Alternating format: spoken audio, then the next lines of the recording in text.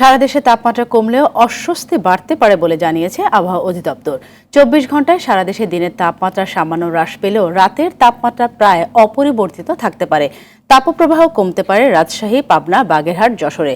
চুয়াডাঙ্গায় ও কুষ্টিয়া জেলার উপর দিয়ে তীব্র তাপপ্রবাহ এবং ঢাকা, রংপুর, বরিশাল বিভাগ, রাজশাহী ও খুলনা বিভাগের কিছু জায়গায় মৃদু থেকে মাঝারি ধরনের তাপপ্রবাহ বয়ে যেতে পারে। চট্টগ্রাম ও সিলেট বিভাগের 2-1 জায়গায় বৃষ্টি হতে পারে বলে জানায় আবহাওয়া অধিদপ্তর। 1, 2, 3 ঢাকায় জমি জিতে নিন 100% ক্যাশব্যাক সহ 20 কোটি টাকার পুরস্কার। এই এপ্রিল মাস ধরে কম বেশি তাপ প্রবাহটা থাকবে, তবে যখন বৃষ্টিপাত হবে এটা সহনীয় অবস্থায় আসবে। আগামী 24 ঘন্টা দেশের উত্তর এবং উত্তর পূর্বাঞ্চলে বৃষ্টিপাতের সম্ভাবনা আছে, ঢাকা বিভাগ সহ। দর্শক, তীব্র দাবদাহে চুয়াডাঙ্গার পরিস্থিতি জানাতে সেখান থেকে সরাসরি যুক্ত হচ্ছেন সহকর্মী জহির রায়হান।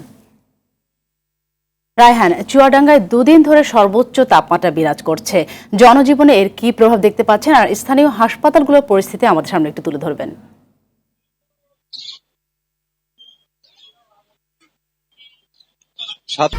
1, 2, 3 ঢাকায় জমি জিতে নিন 100% ক্যাশব্যাক সহ 20 কোটি টাকার পুরস্কার। সংবাদে দর্শকদের আপনি যেমনটি জানাচ্ছিলেন, গত টানা 2 দিন কিন্তু চুয়াডাঙ্গা জেলায় ছিল দেশের সর্বোচ্চ তাপমাত্রা, অর্থাৎ মাঝারি তাপমাত্রা গত কয়েকদিন আগে অব্যাহত থাকলো তা কিন্তু এখন রূপ নিয়েছে তীব্র তাপদাহে। তো আজকের কথা যদি বলি, আজ সকালে কিন্তু 30.6 ডিগ্রি সেলসিয়াস কিন্তু সকাল 9টায় তাপমাত্রা ইতিমধ্যে রেকর্ড করেছে আবহাওয়া অফিস। আর এ সময় কিন্তু বাতাসের যে আর্দ্রতা সেটা ছিল 81 ভাগ, শতকরা 81 ভাগ। এই কারণে কিন্তু বাতাসের আর্দ্রতা বেশি থাকায় কিন্তু ভাবসা গরম অনুভূত হচ্ছে। আমরা দেখেছি যে একটু স্বস্তি পাওয়ার আশায় কিন্তু মানুষ ছায়াযুক্ত স্থানে জায়গা নিচ্ছে, কিন্তু এই ভাবসা গরম কিন্তু স্বস্তি দিচ্ছে না।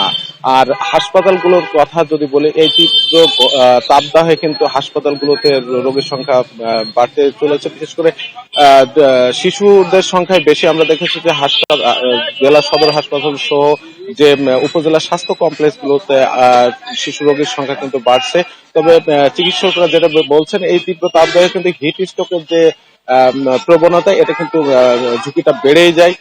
তো সেক্ষেত্রে বয়স্কদের ক্ষেত্রে সতর্কতা নেওয়ার পাশাপাশি শিশুদের ক্ষেত্রে কিন্তু বাড়তি সতর্কতা নেওয়ার পরামর্শ দিচ্ছেন চিকিৎসকরা। বিশেষ করে খুব প্রয়োজন ছাড়া কিন্তু ঘরের বাইরে বের হতে বারণ করা হচ্ছে।